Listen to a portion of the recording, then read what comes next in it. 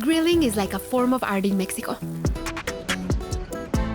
But the small town of Temozón is obsessed with making it their own way. Smoked and exploding with flavor. Oh, look at the juices. 1, 2, 3. Then I'm visiting my friend, Chef Julio Ku Dominguez at Hacienda Tamchen, who is cooking up an irresistible Mayan dish with crispy pork belly. The pork belly fat just exploded into my mouth and it was hot and delicious. Finally, I get creative with my own take on Yucatan's meat dishes, serving you a mouth-watering chorizo black rice and some crazy good pork belly tacos. Ah, gorgeous.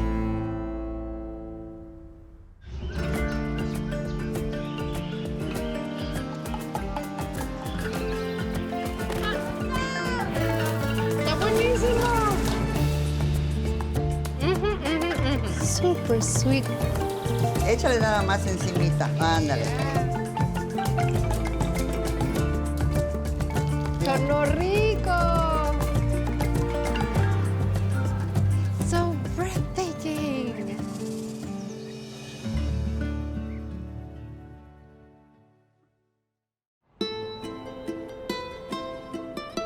Yucatecans are proud of their culture, from its ancient history to its meteoric growth as an international hub. Its rich history is a point of celebration wherever I go. Pati, Mish! ¿cómo estás? Which is why I'm here with Yucatan's Secretary of Tourism, Michelle Friedman, who wants to put the tiny town of Temozón on my culinary map. You know I've been to Yucatan many times, but I had never been in Temozón. And what I'm amazed at is the pride. Yes, everyone's proud of being Yucatecan. If you think about it, the world where we live in began in Yucatan. The big meteorite fell in our coast 65 million years ago, and this is the world where we live in. So imagine how many stories have passed through. I'm interested in one story in particular that started in the 1960s and has made the town famous today. Carne Ahumada, or smoked meat. It's sort of a barbecue. We have the pork meat cooked in a very specific way. Let's come see. Bueno, aquí están todas las carnes ahumadas. Todo, carnes, queso de la región y el holandés. Delia Diaz's store is our first stop, Le dicen, Desde and it seems we've struck gold. wow. 69. Mi bisabuelo la creó. No me di, ¿tu bisabuelo la creó? Bueno, llegamos al lugar correcto. It's free. Esta es la longaniza, esta es la longaniza chiquita. Y esa es la frita. Esta es la Carne de carne ahumada. ahumada. Vamos por el tamal Por el primero. tamal. First, a spicy and satisfying carnitas tamal. A ver. Delicioso. Longaniza tacos Sí. packed with flavor. 1, 2, 2. 3. And the scrumptiously smoky carne ahumada. 1, 2, 2, 3. 3.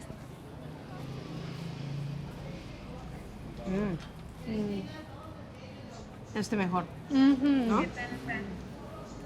El truco está en que el fuego nunca toque la carne. Por eso es carne Se ahuma. ahumada. Se ahuma con el puro humo. Ah. Wow. Mira, aquí se está cocinando lo que nosotros conocemos como la carne ahumada, Ajá. que lleva 3 horas mínimo de preparación. Uy, qué calor. Oh, look at the juices. Using local wood is what gives the meat such a distinct flavor. La carnita ahumada que nosotros conocemos no la podemos encontrar en otra parte tanto de la ciudad como del mundo.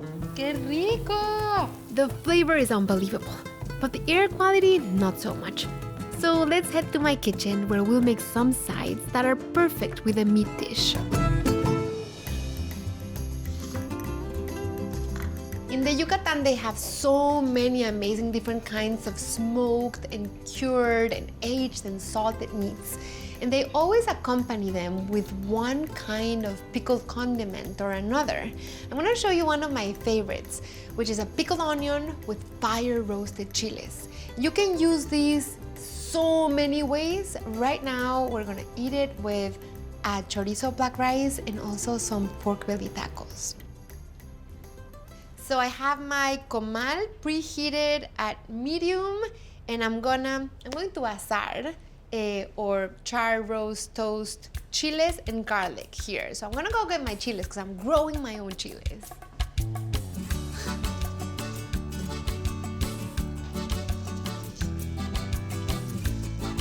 I'm gonna take 3 of these. And these are blonde jalapenos that you could be growing too. I'm gonna put these here. I'm gonna throw these on my comal that I preheated. It's at medium heat. And then I'm gonna add about 4 garlic cloves with the skin on.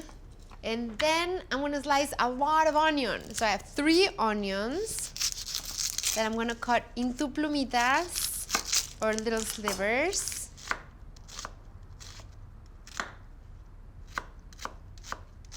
And then I'm gonna pour here in the saucepan 2 cups of white distilled vinegar. I'm gonna add the onion to my vinegar because the moment it boils, I need to turn it off, and that's it. I'm done, I'm set, and so are you. I am going to add 2 teaspoons of salt, a half a teaspoon coarsely ground pepper, 2 bay leaves. My garlic is ready, but I need to peel it before I add it. Chiles go in there. Okay, I'm gonna add the garlic in my vinegar. Okay, give it a stir. And it was already simmering.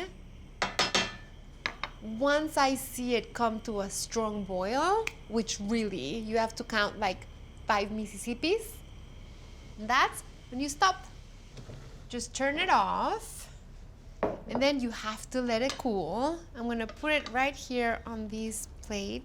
Now, of course, you could eat it immediately, and they're irresistible from the moment they're born. But the more they sit, the better they will get. And of course, this is like the perfect complement for anything that has smoked, salty, seasoned meats like the chorizo black rice I'm gonna make right now. To start, I'll add about a tablespoon of olive oil to a pan over medium heat. I have 1 pound of Mexican chorizo. And you know what you wanna do. Okay, how cute are these? So as you know by now, because you've done these with me for years, every time you use Mexican chorizo, you remove the casing, because Mexican chorizo, different from Spanish chorizo, is raw. So just roughly cutting it into chunks to make the cooking easier. I'm gonna throw this in my pan.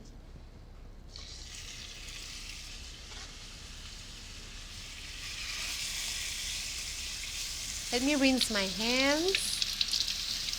Okay. So while my chorizo continues cooking, I'm going to chop some onion and chile. I need about a half a cup. And then I'm gonna add a couple of chiles. So in Yucatan they use Texcatic chile, which is a blonde chile. You can find it here in the US as banana pepper. It's a version of it. But I also have blonde jalapenos that I've been growing. So I'm gonna finely chop it, and I'm also going to mix it with my blonde jalapeno. No need to just pick and choose one chile when you're cooking with chiles. You can mix them. Chiles love to be in the company of other chiles.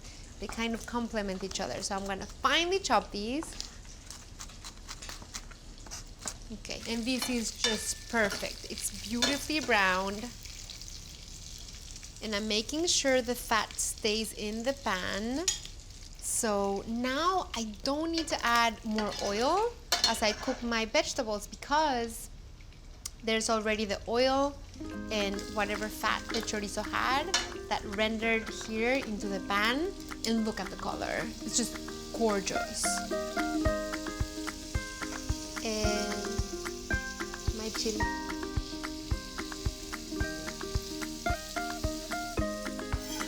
Now I'm gonna add the broth from the beans in here. And I wanted to show you, I cook my beans in here with onion and epazote.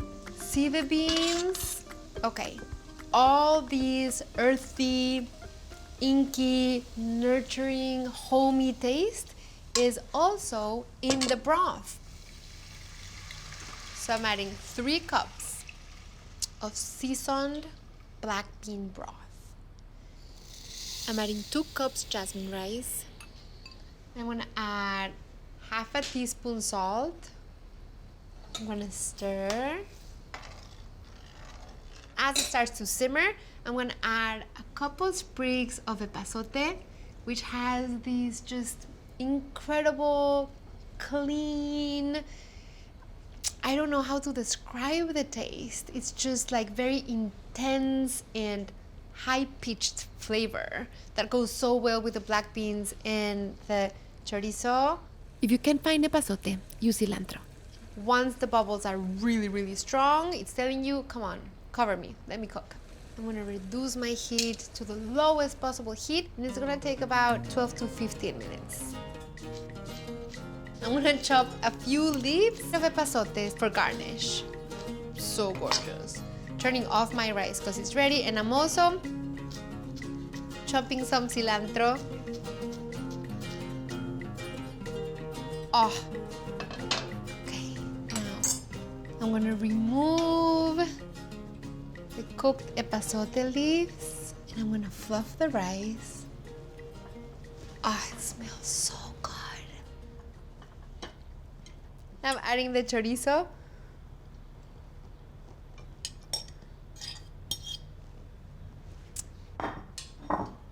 Let's combine that.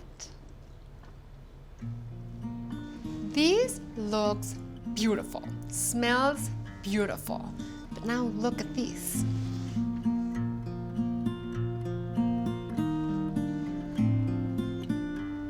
So beautiful.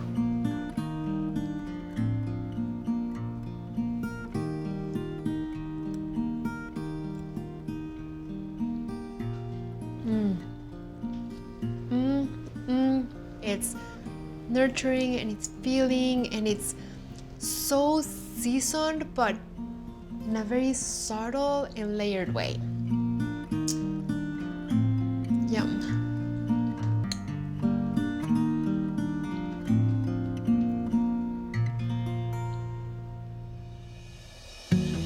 Let's head over to Hacienda Tamchen near Mérida, where a true king of crunch, Chef Julio, and his assistant Tere are making an irresistible version of Castacán tacos with a Mayan twist. Quiero saber qué están cocinando hoy, Tere, Julio. Qué rico verlos de vuelta. Hoy estamos haciendo un castacán. A ver, suenan las burbujitas, qué rico. It's ridiculous. The word Castacán literally means the mixture between the crunchiness and smoothness of the meat. Just listen. No, pero yo tengo que probar eso.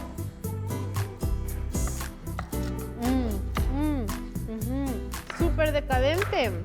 The pork belly fat just exploded into my mouth and it was hot and delicious. Yo digo, ese también para que te pueda robar otro pedacito. Julio is using the Castacán in a traditional Mayan dish called Huidzi Bii Wai, or pork belly pocket. Lo voy a hacer. ¿Piwa? ¿Qué lo voy a quiere hacer decir? Una tortilla hecha a mano, antes de cocerla, rellenarla, Ajá. y la vamos a cocer al comal. Y este es algo muy común con lo que hacemos. Es muy poco, un poco muy más tradicional, prehispánico. Nosotros tratamos de, como de rescatar algo de la cultura olvidada. First, the filling, starting with the Castacán, chives and cilantro. And and a couple special Yucatecan ingredients like bitter oranges. Suavecito para que no se vaya todo lo que es la ¿Los semillitas? semillitas. Okay. And ground pumpkin seeds. Esta pepita viene de la calabaza criolla que nosotros tenemos. Ajá. And now for a salsa tamulada to top the dish, starting with roasted tomato. Enséñame la piel. ¡Qué rico! It smells like sazón. Next, a yellow habanero. He's not adding the entire habanero because it's so spicy. He's just adding the puntita, the little tip. Sal. Cilantro. Y la vamos a mezclar. Aquí, para hacer las salsas, juegas con lo que se te antoja.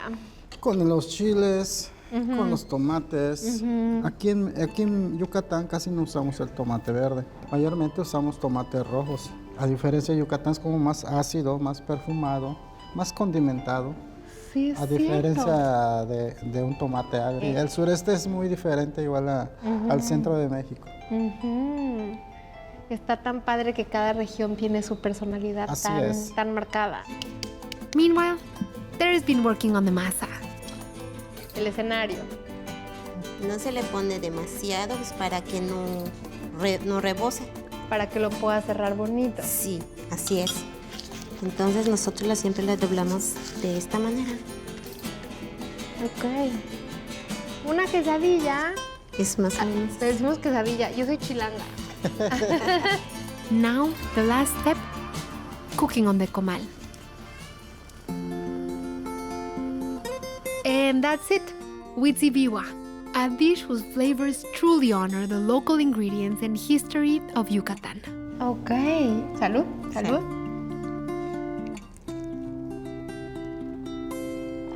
¡Qué delicia! El castacán saladito y crujiente y la masa fresca de Tere, qué rico. Gracias. Nos vamos a pelear por esa. Gracias. Do you like pork belly? You're gonna go crazy with this pork belly because this pork belly is an habanero pork belly. It's so good. And I got inspired because in the Yucatan, they eat so much pork belly and they call it Castacán, which I love that name too. You can call it Castacán, you can call it pork belly, but this is the pork belly you're gonna wanna make from now on. So I'm making the brine. I have 4 cups of water. I'm gonna turn these over high heat. A half a cup of sugar and a half a cup of salt. And then I'm adding 1 bay leaf and a 1/4 teaspoon of ground allspice. And I'm adding an habanero right in the brine.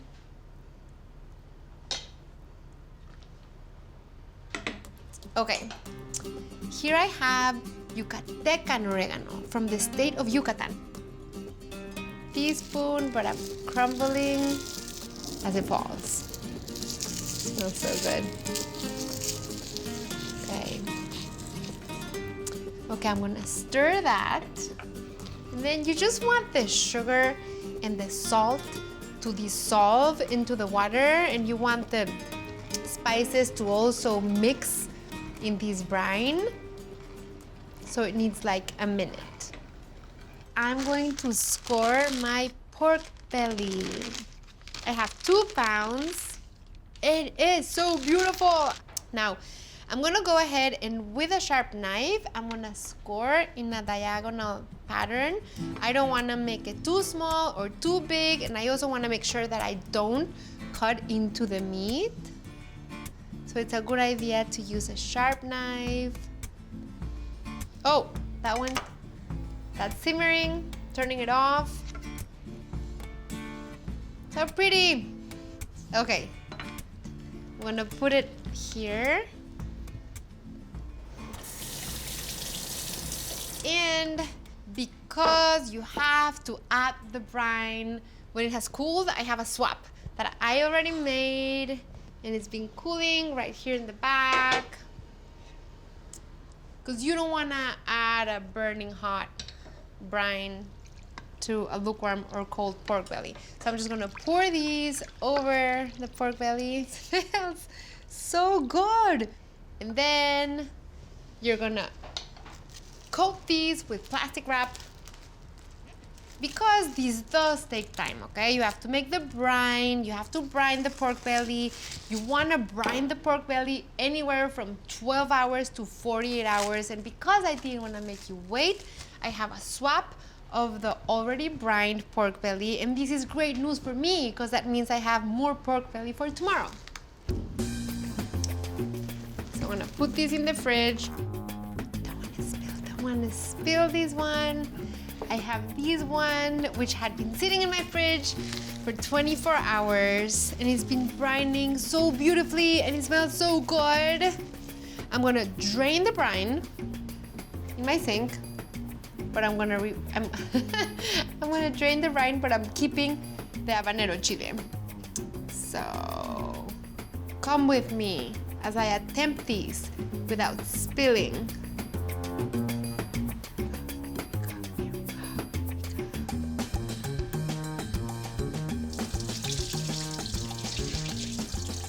The habanero that I saved from the brine is here, because now it's getting the roasting treatment. I'm adding a cup of water because I don't want my pork belly to dry as it roasts in the oven. I'm gonna cover it with foil tightly. My oven is at 300. It's gonna go in there anywhere from 2 hours to 2 hours and a half until the pork belly is falling apart and the fat will have melted into the meat and the bottom of the baking dish.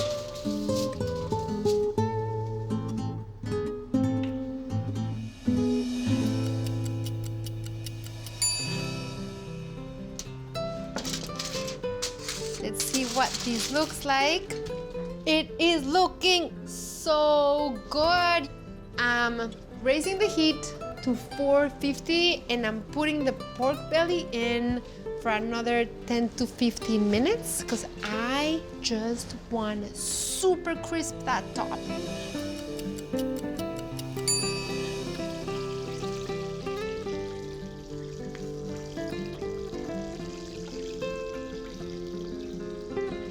So beautiful. I think Chef Julio would be proud. Now I'm gonna break it in two.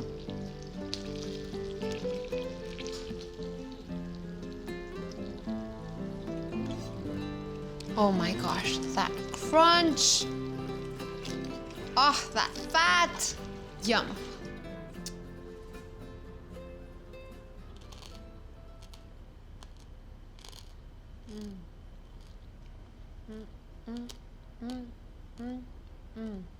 Okay, so I have the comal over medium heat. This is Monterey Jack cheese, but you can use Oaxaca, Mexican Manchego, or Chihuahua, or quesadilla. Then I'm gonna add the pork belly. Ah, gorgeous.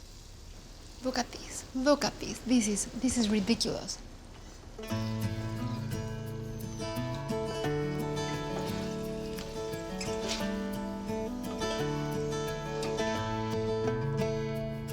Avocado, and then I'm gonna add some of those pickled onions that I made before. I mean, look at these.